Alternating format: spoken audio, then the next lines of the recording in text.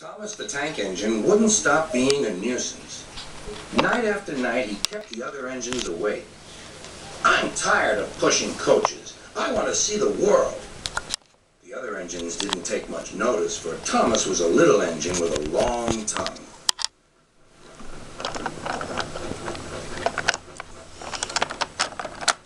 But one night, Edward came to the shed.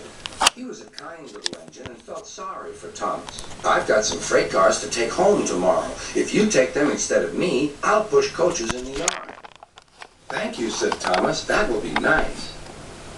Next morning, Edward and Thomas asked their drivers, and when they said yes, Thomas ran off happily to find freight cars.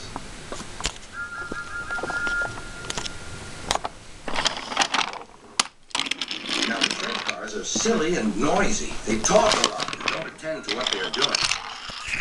And I'm sorry to say they play tricks on an engine who is not used to them. Edward knew all about the freight cars. He warned Thomas to be careful, but Thomas was too excited to listen.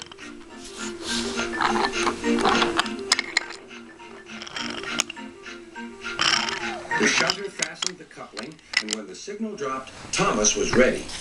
The conductor blew his whistle. "Beep, beep," answered Thomas, and started off. But the freight cars weren't ready. "Oh, oh," they screamed. "Wait, Thomas, wait!" But Thomas wouldn't wait. Come on, he puffed. All right, don't fuss, grumbled the cars.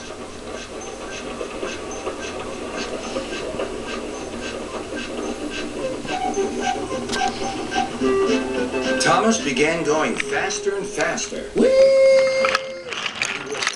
As he rushed through Henry's tunnel.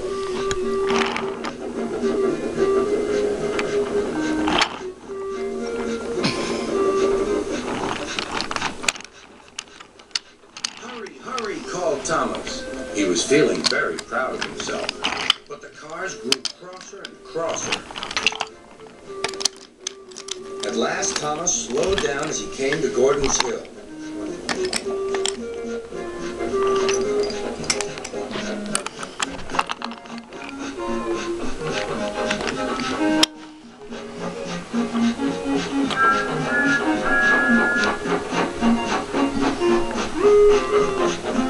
"Steady now, steady," warned the driver as they reached the top. He began to put on the brakes. We're stopping, called Thomas. No, answered the cars, bumping into each other. Go on. Before the driver could stop them, they had pushed Thomas down the hill and were rattling and laughing behind him. Poor Thomas tried hard to stop them from making him go too fast. Stop pushing, he hissed. But the cars took no notice. Go on, they giggled in their silly way.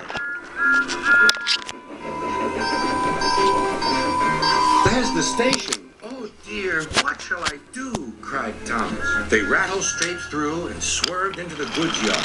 Thomas shut his eyes. "I must stop." When he opened his eyes, he saw he had stopped just in front of the buffers. There, watching him, was Sir Topham Hatt. "What are you doing here, Thomas?" he asked. "I've brought Edward's freight cars," Thomas answered. "Why did you come so fast?" "I didn't mean to. I was pushed," said Thomas. "You've got a lot to learn about freight cars, Thomas. After pushing them about here for a few weeks, you'll know almost as much about them as Edward. Then you'll be a really useful engine."